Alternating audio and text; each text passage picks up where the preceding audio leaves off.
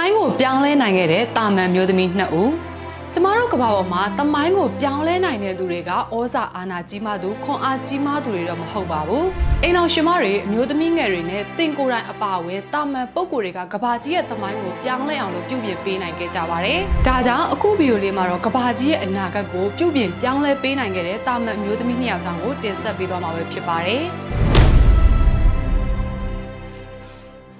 1955ခုနှစ်ဒီဇင်ဘာလအမေရိကန်နိုင်ငံအလာဘာမာပြည်နယ်မှာမောင်ကိုမာရီဘတ်စကားပေါ်မှာရိုဆာဘတ်အမည်ရှိတဲ့အာဖရိကန်အမေရိကန်နွယ်ဖွားမျိုးသမီးတို့ကလိုက်ပါစီးနှင်းလာခဲ့ရပဲဖြစ်ပါတယ်။အဲ့ဒီအချိန်မှာတော့ရင်မောင်းကရိုဆာဘတ်ရဲ့နေရာမှာလူဖြူတယောက်ကိုနေရာပေးဖို့အတွက်ရိုဆာဘတ်ကိုအနောက်ကိုရွှေ့ခိုင်းစေခဲ့ပါတယ်။အဲ့ဒီအချိန်မှာတော့ရိုဆာဘတ်ကလုံးဝကိုညှင်းဆန်ခဲ့ပြီးတော့သူ့ရဲ့နေရာကနေမဖယ်ပေးခဲ့ပါဘူး။သူကအဲ့လိုညှင်းဆန်မှုကြောင့်စီကံမလိုက်နာဘူးနဲ့ဖမ်းဆီးခံခဲ့ရပါတယ်။အဲ့ဒီအချိန်မှာတော့မောင်ကိုမာရီမျိုးကဘတ်စကားထိုင်မှုတွေမှာလူဖြူလူမဲဖွဲချဆက်ဆံတဲ့စီးမြင့်တွေစတင်ပြဋ္ဌာန်းထားခဲ့ရပဲဖြစ်ပါတယ်။ဒါပေမဲ့လည်းရိုဆာဘတ်အဖမ်းခံလာရတဲ့အမှုမှာတော့လူအခွင့်အရေးအဖွဲ့အစည်းတွေနဲ့လူမျိုးရေးခွဲခြားစန့်ကျင်ရေးအဖွဲ့အစည်းတွေကဆန္ဒပြလှုပ်ရှားခဲ့တာကြောင့်အမေရိကန်တရားရုံးချုပ်ကမောင်ကိုမာရီမျိုးကဘတ်စကားထိုင်ကောင်တွေမှာလူဖြူလူမဲခွဲခြားဆက်ဆံတဲ့စီးမြင့်တွေကဖွဲ့စည်းပုံနဲ့မညီကြောင်းကြေညာချက်ထုတ်ပြန်ခဲ့ပါတယ်။